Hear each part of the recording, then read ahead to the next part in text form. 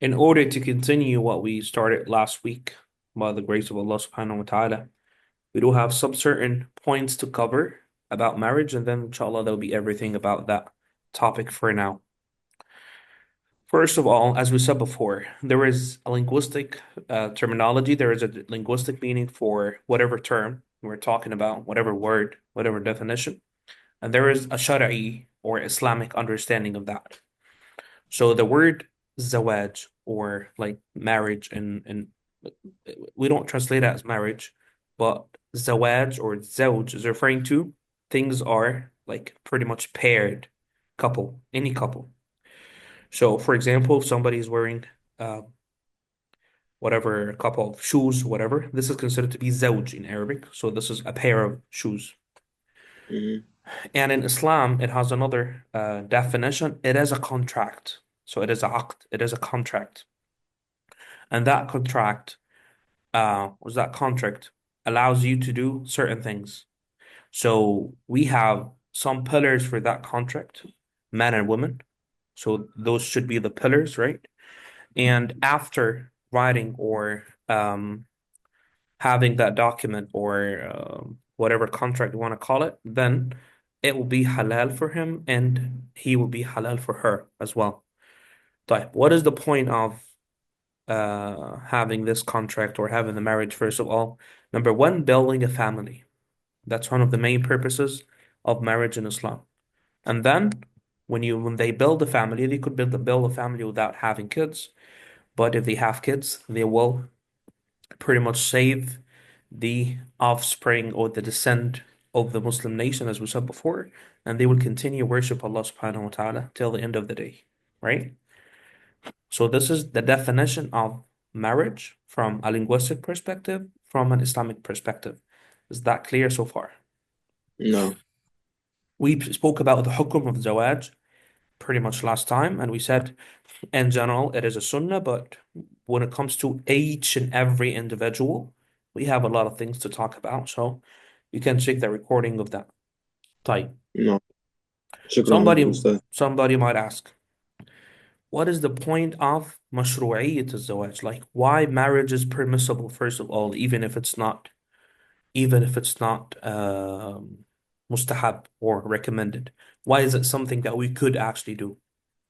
When the scholars spoke about this, they actually stated a lot of reasons. And the very first one is حفظ الأنساب, meaning I know that Naji is the son of Jackson, for example. So each and every newborn kid or newborn baby is very well known that this is his mother and this is his father. This is something that Islam focuses on. Why? Because I want to know who's my father, who's my grandfather, because after that, a lot of things will be based on that. For example, al-hurumat. For example, if I know that this is, or al-maharim, for example, I know this is my father. If I'm a girl, I can just stay home without having the hijab on. But if this man is a complete stranger, I need to put my hijab on. Mhm. After when somebody passes away, there is another issue of al-irth or legacy. Then we have to talk about it by then. So it is very important to know the connections, to know who you are, who your parents are, and you can see better, you know better than I do, how many families are, or how many people they don't actually know who like when it comes to the parents, they know nothing. A lot of people who are born out of fornication, وَالْعِيَاذُ بِاللَّهِ ta'ala. This is why it is prohibited. They don't really know. So the father, the biological father, he just did his thing. That he had an affair with the lady, and then they got the baby, and then he disappeared. So who's providing the kid? No one. Another responsibility for the man, as we said before, is the responsibility of al-qiwama or al-qawama, meaning you provide for them, you work for them, you protect them. So if you have an affair with a woman and then you leave her with a baby, who's gonna take care of that? So this is why Islam prohibits all of haram relationships. Type. There is another ayah that talks about the idea of a second. And the second, when you feel the tranquility and peace in both spouses. So the man feels that, there is a home for him by having a righteous wife, and the wife feels that there is a home for her by having a righteous man. The ayah says, أعوذ بالله من الشيطان الرجيم ومن آياته أن خلق لكم من أنفسكم أزواجا لتسكنوا إليها. This is the meaning of second. وجعل بينكم مودة ورحمة. There is compassion and there is mercy between both of you. This is in Surah Ar-Rum, verse number 21.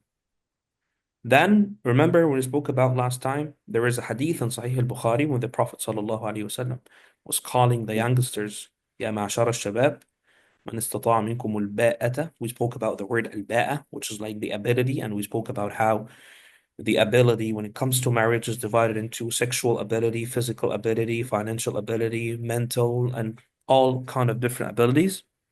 Mm-hmm. Ability of understanding another person, another partner with you, ability of being able to talk, to address, to be able to have a mutual understanding. Because let me tell you this, you may be a very good person. You may be a very good person. And there is another good person as well, like another good girl. But you got guys who don't fit together. Mm-hmm. Here's the Mm-hmm. point. So having a mutual understanding is something that Islam calls for, and this is why there is the period of engagement before marriage. So you guys get to know each other well, obviously with the Islamic boundaries. How does But what does that look like? What? Because I'm a little confused on how that works. How did you get to know a woman, before the marriage? Like, what are the guidelines for that? It has to be somebody else present. I know you can't be alone. You can't touch and stuff like that. I'm sorry. I was talking. Oh, I'm sorry. I'm sorry. we're still we're You talking about marriage and talking about engagement. This is another process. Let me yeah. just finish running out of time. Okay. Another benefit or another wisdom why marriage is like permissible in Islam, in order to get Mm-hmm. in order to have a lot of righteous Muslim youngsters, as the Prophet ﷺ said, um, whenever you have a chance to get married and you have a lot of kids as you are, if you're rich and you can personally afford, then go for that because this is um, increasing the number of Muslims by then. By regarding the point that you were asking about, it is under the category that I highlighted as how would I choose my partner? How Mm-hmm. would I choose my spouse? First of all, you know the hadith when the Prophet ﷺ said that the woman gets married or people choose her for one of the four reasons, right? For her Mm-hmm. wealth. This is the order of the hadith. It is in Sahih al-Bukhari as well. So he says, Sallallahu Alaihi Wasallam, she gets married or people are kind of attracted to her because of her wealth and her fame. Fame here does not mean to be famous, but to be from, a very well-respected family, you Yeah. know, and her Mm-hmm. beauty and her deen, religion. So he says, فَاظْفَرْ بِذَاتِ الدِّينِ تَرِبَتْ يَدَاكَ, meaning if you can get the deen, that would be the best that you can get out of a woman. When the scholars explained that hadith, they said, here is the question. Should I only focus on the deen and neglect other aspects? Or should I try my best to get as much as I can from those pillars and aspects? You have to get as much as you can from those aspects as well. Like, but there is a priority for you. Like, you gotta put the deen as your very first priority here. If the deen is there, then we can talk about other things. If the deen is not there and she got beauty, fame, and wealth, we are not on the right track. Like, here is another question. Should I only focus on the deen and neglect everything else? This is absolutely nonsense. Why? Because you're not marrying the deen. So you need a little bit of beauty, a little bit of fame, a little bit of money. Type. If there is one pillar out of those three pillars or four pillars is missing, is that okay? This is something it is varies from a person to another. So for example, me personally, for example, I can't tolerate when it comes to fame. For example, Naji cannot tolerate when it comes to fame. But your very first priority should be the religion, right? Not only the religion, we could say the religiosity, the way she practices Islam. And the hadith is very unique and very deep. If it's talking about the man, if a man is proposing to your girl, like daughter or sister, and you are okay with the way of his religiosity, the way of his religiosity. For example, there is a person that prays 24/7. He is praying all the time, but when it comes to treating people, he got a very, very ill tongue. So he curses everybody and then he's shouting. He loses his temper and is kind of mad 24/7. So he is religious when it comes to the practicing, but I don't like this type of religiosity. We have different types of religiosity. You know what I mean? Religion is one thing. The Mm-hmm. way we practice religion is religiosity. So I could consider myself religious and you could be religious, but we have different thoughts and different practices and different lifestyles. Maybe your lifestyle can suit me and vice versa, maybe not. You know what I mean? So this is something that should be there Mm-hmm. in a man. Type. There is another topic about another point about age. There is no certain age for a woman to get married. Like in some societies, they say a woman should be younger than a man, for example. And but the Prophet ﷺ did marry Sayyidah Khadija radiallahu anha, and he was 25 and she was 40 years old. What's that? She was, The connection is bad. My connection is bad. can you hear me? Yeah, it's skipping. It's going in and out. Right. Yeah, I can Again, hear you now. I can hear you clear now. okay. There is a point that talks about the age, the difference of age. We don't have Mm-hmm.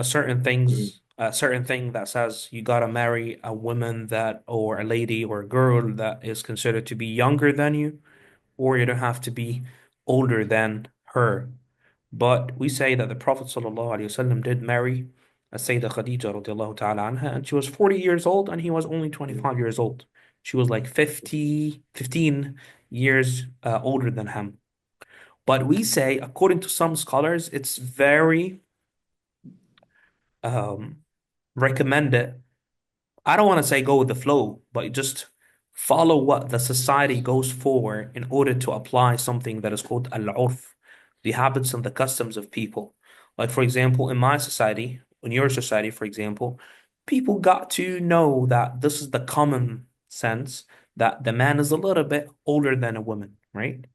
1 year, 2 years, 3 years, they're pretty much sharing the same age. If you can go for that, this is kind of an advantage because Islam does not call for anyone to be irregular in the society. So if you're in the society, try your best to fit in, to be with the group. You go with the flow, but in a good way. Do not be like irregular and everybody will just it's kind of easy for them to pick you there. You know what I mean? So just be Mm-hmm. with the group. If this is something that you could maintain, that would be great. If not, Islamically speaking, the Prophet ﷺ married a Sayyidah Khadija and she was like 15 years older than him. Islam also encourages men to marry virgin girls because they can give birth more than other women, non-virgin. And the Prophet ﷺ did encourage Sayyidina Jabir ibn Abdullah radiallahu ta'ala anhu, the companion, to marry a virgin because it it fulfills the previous point that we spoke about, which is increasing the number of Muslim people in the nation by getting married to a virgin. And when it comes to the sexual pleasure, it is high there than other women like divorced or widowed or whatever. But At the end of the day, it is up to you. There is nothing that forces you to marry a certain type of girls.